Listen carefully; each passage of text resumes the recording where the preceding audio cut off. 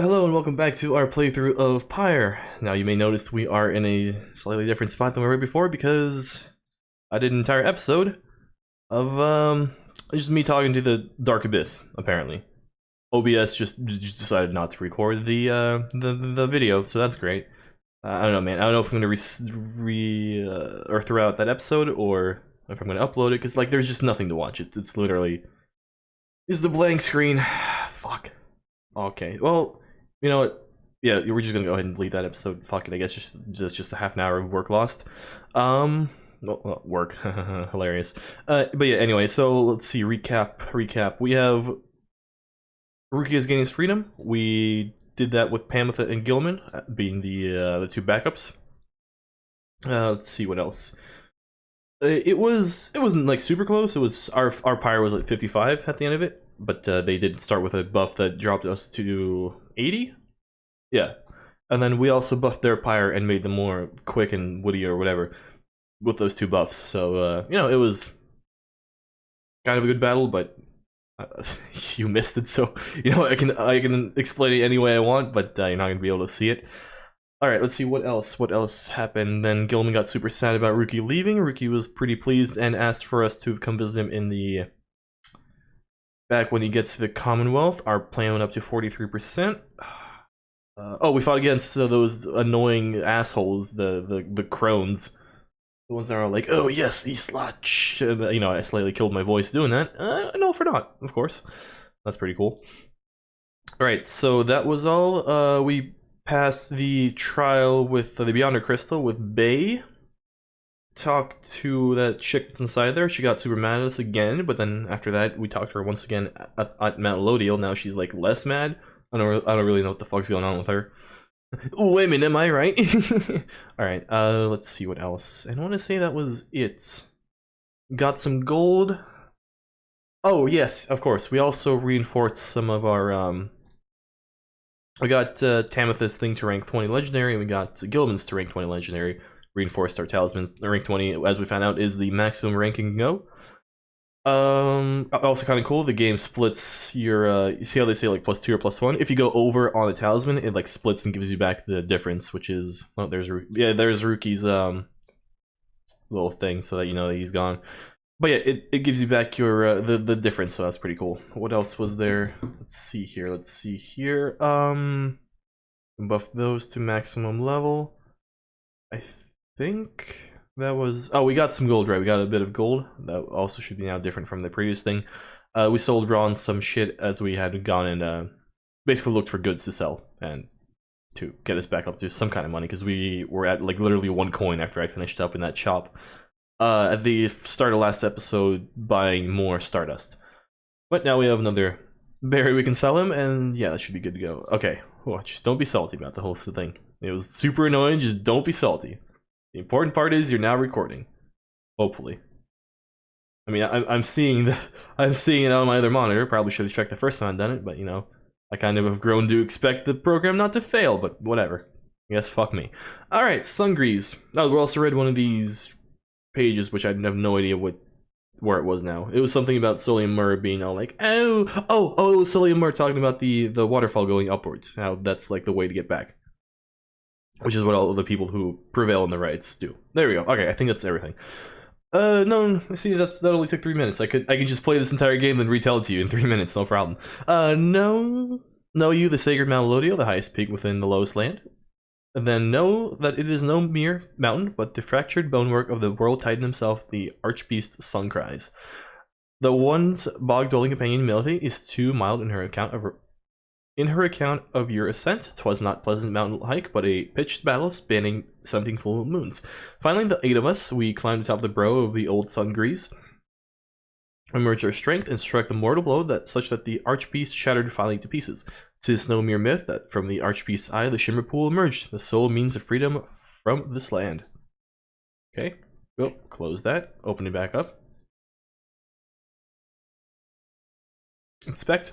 The withdrawn did spawn from Fourth, from the Wild Witch, Milithy, in whose vigilant pursuit of the unknown and the unknowable, I always felt a certain kinship. Whether the withdrawn were Milithy's kin by blood or merely worshippers, we trusted one another not to ask or care. What mattered was Milithy chose the most audacious minds, who stopped at nothing short of the impossible. Though ever distant, the withdrawn revealed to us such truths about the land, which long lay hidden even to one such as I. Their knowledge ever waking into the newfound depths of consciousness, they lead us all to better know ourselves. Oh god. I had to sneeze between episodes too, so I haven't exactly cleared out the nostrils yet. That's a little bit annoying. Alright, inspect. Mercy is the beating heart of a truly free society. Mercy even for the perpetrators of the darkest deeds.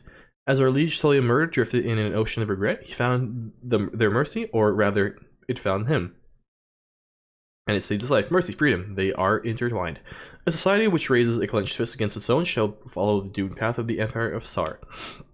Ours shall be a merciful society. May the perpetrators of the darkest deeds be sent to join us here, where they may learn as we have. Mercy shall engender union among all our different kind, which shall stand shoulder to shoulder, equals in the same society.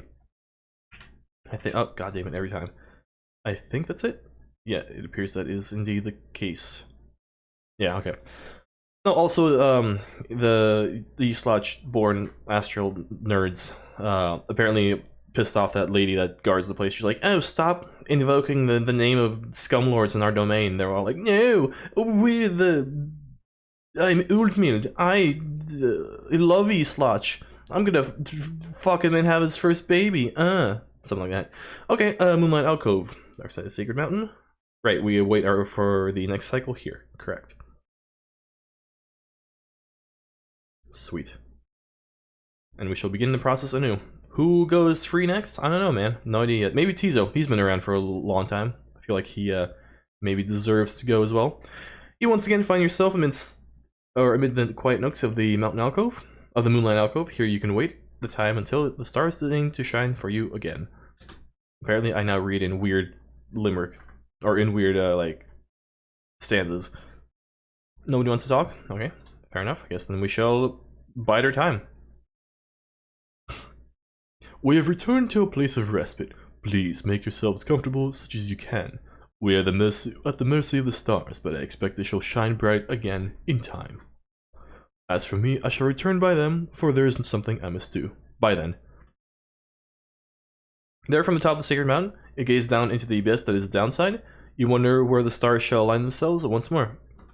Actually, you know what? I will release the episode. It will just be darkness, and it'll be like a separate file. But, you know, in case you want to listen to it, if not, whatever. No, that's stupid. That's stupid. Never mind. You know, yeah. There upon this Sacred Mountain, you and your companions once more await the night. The stars begin to shine again. The plan of which you are all a part is set in motion. The Commonwealth, a nation that stood almost 4,000 years, is in turmoil. If your companions return there throughout the liberation rites, what sort of place shall they be coming back to? Many moons pass. One evening, amid a downpour with no interest whatsoever in relenting, Wilfred requests everybody to convene. You understand that he has an announcement of some sort. Soon, everyone is assembled, and Wilfred regards the group. Everyone, there is an aspect of our plan which I have not talked about with you at length. Still 43, alright. Look around at your companions. What do you see in them? He lets the question hang a moment in the air. I'll tell you what I see in all of you, and all of us. I see in all of us a living vision of the 8 scribes themselves, each one among them hailing from different tribes which later formed our Commonwealth. My observation does not come from pompousness, I think. Rather, I believe the scribes themselves desired, or shall I say, desire, such a course. Together they created all this ceremony of which we are now a part. The exiles liberated through the rites went on to found the Commonwealth, based on their values and their teachings. Thus, an instrumental aspect of our plan is to embody the spirit and the culture from which the Commonwealth arose so many centuries ago. That way, when we are all united on the other side in solitary, the people all shall see what we reflect the values they yet cherish in their hearts, not merely our own. Anyway, we are still missing one key representative on behalf of Molten Milithy. Fourth scribe in the 8 scribes of the Book of Rites, known as the Impassioned or the Wild Witch. And I happen to know a certain bog dweller who I think shall fit this part most splendidly indeed. He motions for someone to approach. Certain bog dweller slithers forward. He recognizes her straight away. It is my pleasure to introduce to you a dear old friend of mine whom I believe you've met. Welcome to the Nightwings, Bertrude. The bog dweller called Big Bertrude utters something guttural by way of greeting. We are to understand that ye require further aid from us. Yes, dear Bertrude, the time has come. Bertrude here is far away the most accomplished alchemist whom I have ever met. You soon will find that she knows much about the rites as well. Bertrude looks at you and your fellow exiles, each in turn. We find ye apparent. Everyone is silent as Bertrude searches their expressions. Then tremble, small ones, and hold well thy tongues, lest we remove them. She takes her leave without another word. Please excuse Bertrude's blunt manner. I guarantee she shall more than make up for it. Everyone disperses. It seems now that the ranks of the Nightwings are complete. Bertrude joined the group. You sense her powerful presence. Welcome her aboard, I guess. Now then, my girl, perhaps you noticed that the stars are bright once more up there behind those stubborn rains, meaning it is time that we get back to business. Indeed, once more, several stars shine bright within the cold and stormy sky. Alright, let's choose our path to salvation. Choose our path to salvation. Bing! Bing! Oh, no more bing. Okay. Oh, Wolfred's Pathline. Did anything change? No, just us being amazing as always. Oh, goddamn. Every time. Okay, what did we start with last time? We started down here somewhere, I want to say? Did we do Hob? No, we did not. Or did we? Pyre Hearts. No, we challenged the Pyre Hearts. Did we challenge them? Shit, I already don't remember. Okay, let's see here. We can challenge these bros. We can also challenge these bros. Accusers. 1-0. Oh, we can go by record. Right. We can go by record of how many times we fought who, and then know for certain. Okay, let's go ahead and fight maybe Sir Deluge? I don't know. This dude? Yeah, Deluge, that's fine. And have, of course, Gilman fight against him. It'll just be way too splendid. Oh, I think we have gone back to Hob. I swear to God, we keep going back to the same places, it feels like. Is this night to understand that we shall soon confront Sir Deluge and the Pyre Hearts once more? Then this is the most exciting time. To be a most exciting time. This night's one-time commanding officer, imagine if you will, a worm without the slightest trace of bravery. Sir Goban then recants his tale of Sir Deluge's past and how it is that they wound up together in the downside. Sir Deluge, a worm knight of the Sea Dominion and former ally of Sir Gilman. He lacks the sort of courage for which his kind is known for, yet somehow leads to Pyre Hearts anyway. Some worms born under the Sea Dominion's waters sought life, meaning on dry land. Sought life's meaning on dry land. Commonwealth recognized these chivalrous traditions and soon put them to use. Sir Deluge was just another bit of frontline fodder in the war against the High Wing remnants. Yet time again, he distinguished himself for one simple reason: he would not die. His unusual instinct for self-preservation kept him safely in many battles, and over time he was repeatedly promoted for lack of any real competition. Then in the Battle of Spiral Sanctum, when retreat certainly was not an option, Sir Deluge retreated anyway. This was the breaking point, and he at last was sentenced into exile. In the downside, he sought water, where he made contact with Sir Gilman and other members of his kind. They all saluted him as their superior.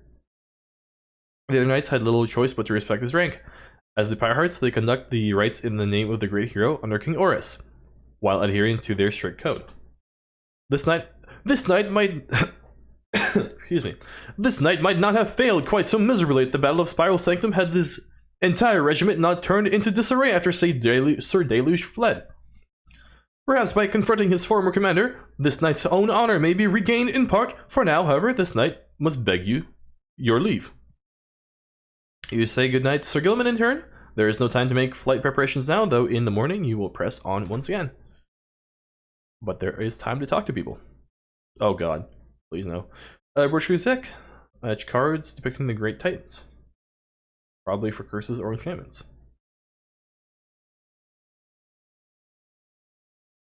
Alright, we got a bunch of curses and enchantments apparently. Alright, let's talk to this lady. Lovely reader, you called for me? Nope, she has nothing to tell us, never mind. Sorry to bother you. Yeah, let's go ahead and talk to Bertrude. Find Big Bertrude looking about the black wagon in a disapproving way. She fixes her gaze on you. Her expression does not change. Such clutter added to this wagon since we looked upon it last, unsightly. We remember thee for our abode in flagging hands, thus thou must be the reading one to whom Sandalwood referred. She moves in close, studying you. You recall that the mere touch of bog crone of the southern bog can induce paralysis, or worse. Disintegration of the Commonwealth, left well alone despite technically being part of the nation. The cold and forbidding marshlands are home to the bog dwellers of Sar, colloquially known as the crones. That one such as thee can extract meaning from that tome. 'Twas a feat we wish to witness for ourselves. Thy flesh has seen but the smallest fraction of the years which ours withstood, and yet we are expected to believe that thou canst understand the Book of Rites. I may stop doing this voice soon, because this is really fucking with my throat. Then she backs away for someone else has joined you. Hail, Bertrude, madam. Is everything to your liking at this time, or is there something more which you require?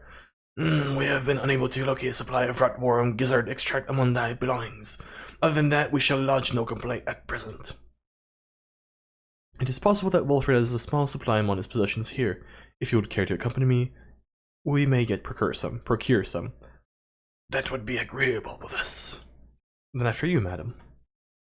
Thank you for saving me there, Tarek. As they depart, you think you see the lone minstrel nod his head your way. Sweet.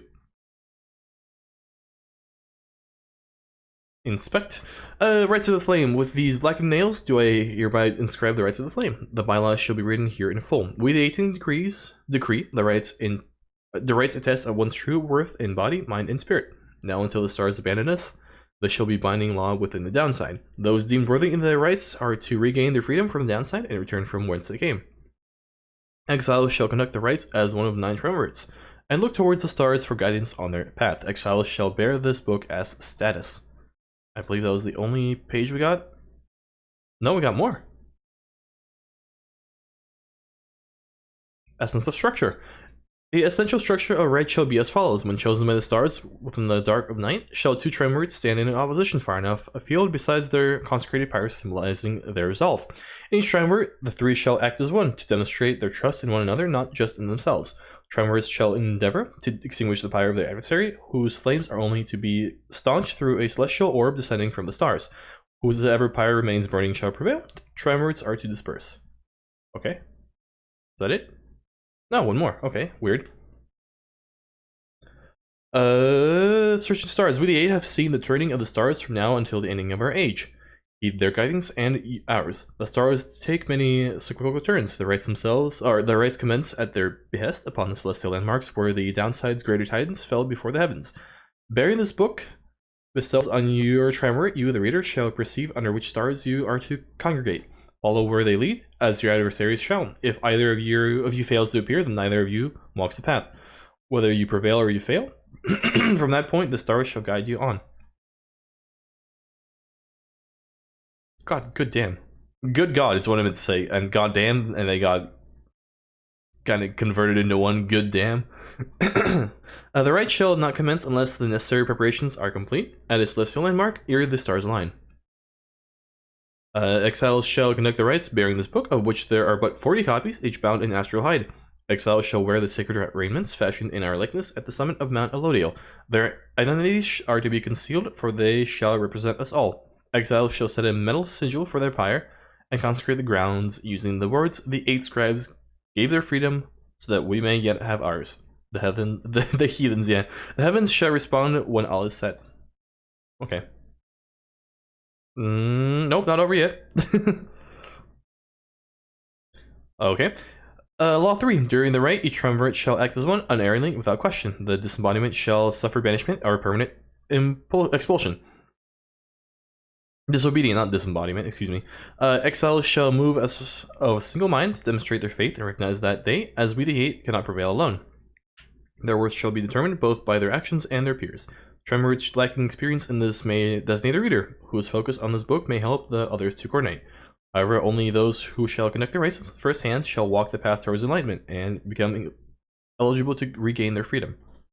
Okay. Are we done? Nope. Not yet. The Burning Pyre. At the appointed time, at the aligning of the stars, the heavens shall rain down upon the ground sufficiently prepared, and thus the two opposing pyres shall be set ablaze. Thus shall commence the rite. Triumvirates are to protect their pyres as they would their lifeblood. Lifeblood itself is never to be shed before, during, or after any rite, lest the disobeyer suffers permanent expulsion. Exile is injury enough. The rite is an act of mercy.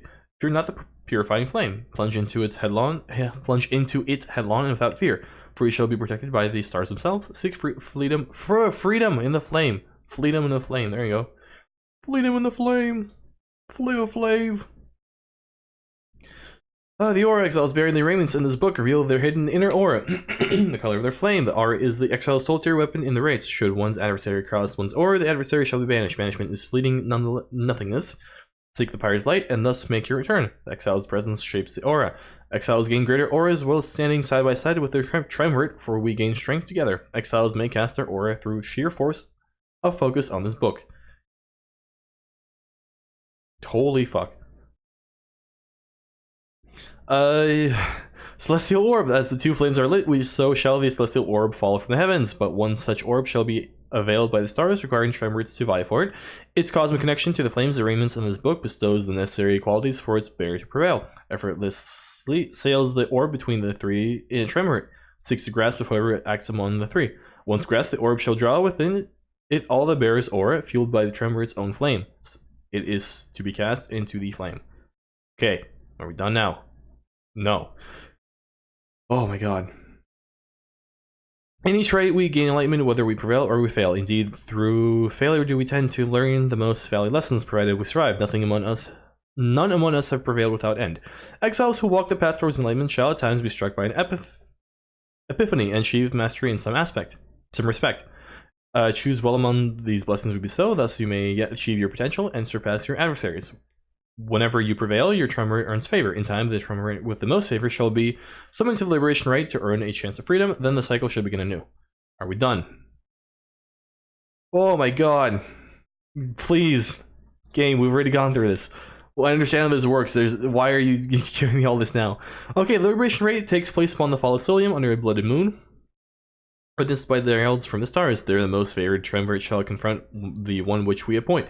Those two triumvirates first shall pass through the scribe's gate, where their worth shall be assessed under the stars. Only the most enlightened exiles within each triumvirate may be anointed for the chance of freedom. Two of their companions shall support them whilst they strive. The anointed champion of the triumvirate which prevails then shall plunge into the shimmer pool and return to glory. That is literally the end of we do. No more. Oh, thank you, for Christ's sake. Why did we get a dump of game mechanics halfway through the game? You rise early that morning, though Bertrude is already awake. She scowls at you. Good morning, Rita. Bertrude, I trust your stay has been not too uncomfortable? Nay, Sandalwood, the comforts of this place are not for us. Fly us forth from here to lower ground. Let us get on with all of this. The reader here shall do so once the group is ready. I thank you for your patience. Time to take off. And whoosh. Yeah. Ooh. Got a little bloopy. Soaring far above the scoring shore, you notice Pam with a gaze down in the at the frozen cliffs below. A frozen oasis tucked between the chaos of Waking Wood and the secret Mount Lodale. That damned place down there. I like it least of all, I think. Among everywhere we've been, I'm thankful that there's been no reason to return. It reminds me of my home, is all, the high-wing remnants. We all grew accustomed to the thinner air amidst the cliffs that reaches the clouds above your commonwealth. But it was not the nicest place. Little wonder that my sisters settled for a rather warmer base of operations in this land, there by the nest of Trieste. Anyway, I'm pleased to spend as little time as possible near here. Let's fly on by and go about our business. Okay. I agree with you, Pamela.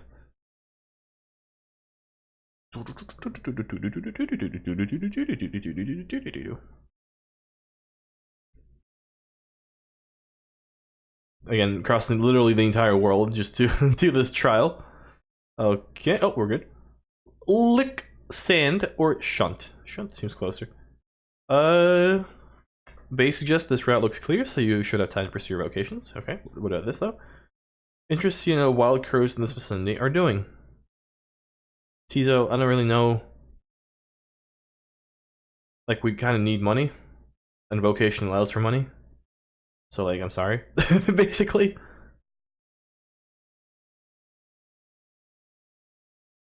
Yeah, sure, explore Shunt. Oh, actually, speak to somebody first. Ooh, Wilfred. What have you got for me, bud? Wilfred is poring over a book of the rights as you approach. He looks up at you and smiles. The Road to Freedom, written in a book that hardly anyone believes exists, and few still can read and comprehend. Sometimes I marvel how absurd all of this is, my girl. Tell me something, though.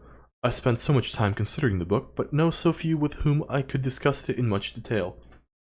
You've had some time to turn through it by now, so what do you think? Worth all the fuss? Wilfred wants to know your thoughts about the book.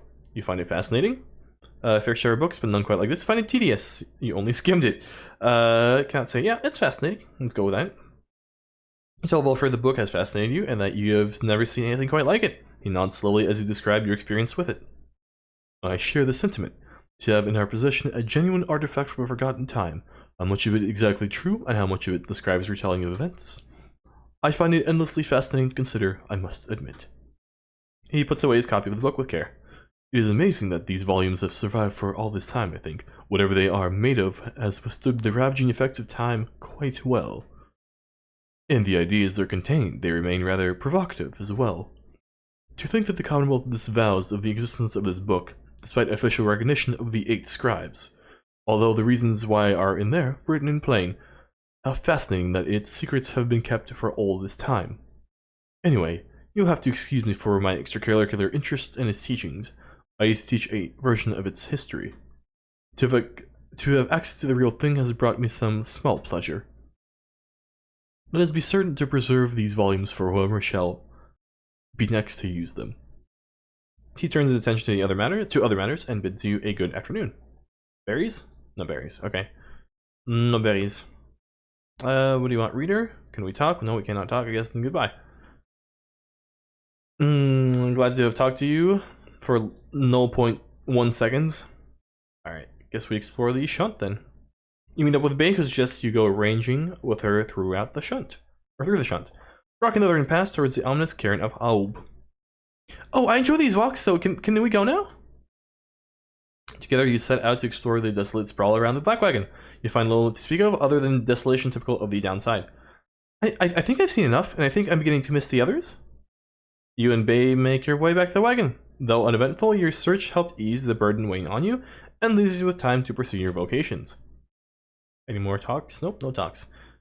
Yep, let's go ahead and look for goodies. Falcon Ron values something here. Mystical artifact. Mystical artifact. I mean, I doubt it's going to be any better than what we already have for our companions.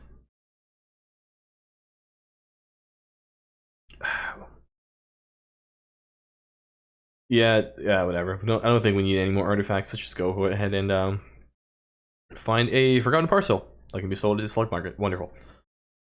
Alright. Let's talk to Falcon. Oh, we continue our journey, that's right. We don't talk to Falcon Ron immediately. Alright, I'm going to go ahead and cut the episode here then. Thank you for watching. I'd love for you to come back next time. But until then, I've been OvoCephalon, you've been the audience, and this has been Pyre. And hopefully, you know, less lost episodes for next time. Goodbye.